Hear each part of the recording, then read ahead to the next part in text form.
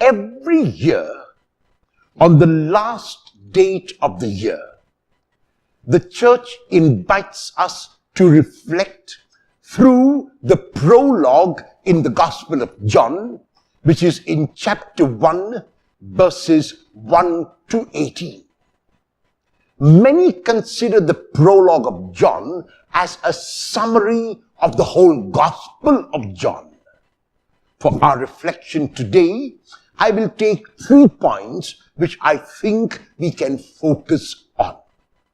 And the first point is about Jesus himself. The prologue begins by telling us that in the beginning was the Word, and the Word was with God, and the Word was God.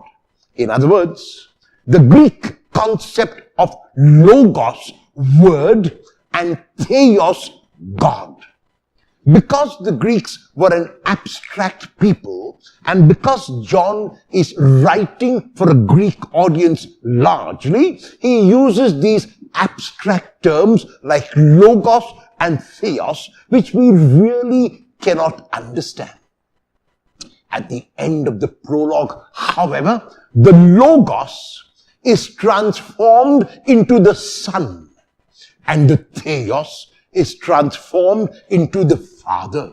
So logos becomes huios, and theos becomes pater. Son and father, or daughter and father, the relationship of parent and child is something every one of us can understand. But the question is, what is it that has led to the transformation of the logos or the word to the huios or the Son? And how is it that the God has become Father? Because of what happens in chapter 1, verse 14, when we are told, the logos became sarx. The word became flesh.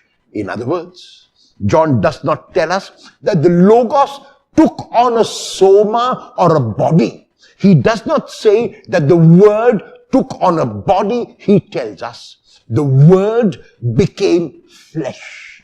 The Greek word sarx is a word which speaks of transience, is a word which speaks of limitation, is a word which speaks of corruption and sinfulness. That is what the Lord took on when John tells us in the center of the prologue, the logos became sarx, or the word became flesh. It was because the word became flesh that he could become Son, and that God could be revealed as Father.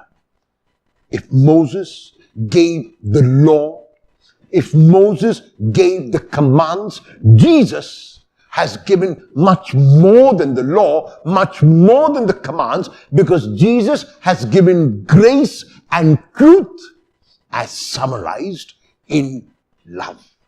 So the first point the prologue makes is about our Lord, who not merely took on a body, but who became flesh to reveal the Father's love to us.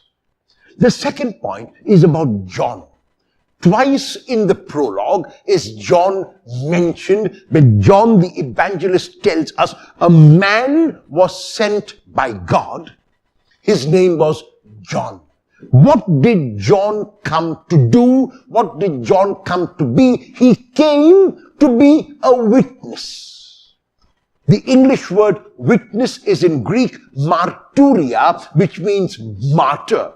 So in other words, John was a martyr for his Lord. He witnessed to the Lord not only by the words that he spoke, but also by the actions that he performed. His witness was a tangible witness. His witness was a witness which could be seen in the kind of person that he was. However, he also knew that he was not the Messiah.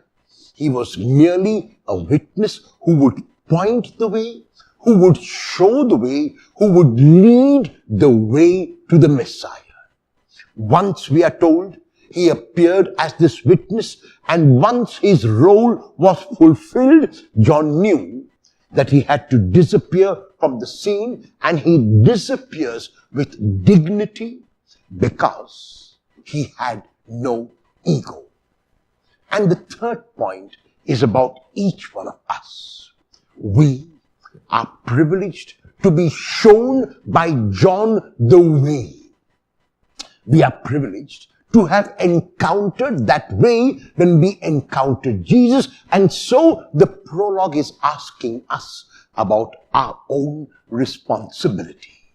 Our responsibility today is, if we accept the role of John, is to lead others like John did, not only by the words that we speak, but by the actions that we perform. We lead them to Jesus. If we want to imitate Jesus, we imitate him by the love and the unconditional love, so that people will see in us the incarnation of great, unconditional and unfathomable love.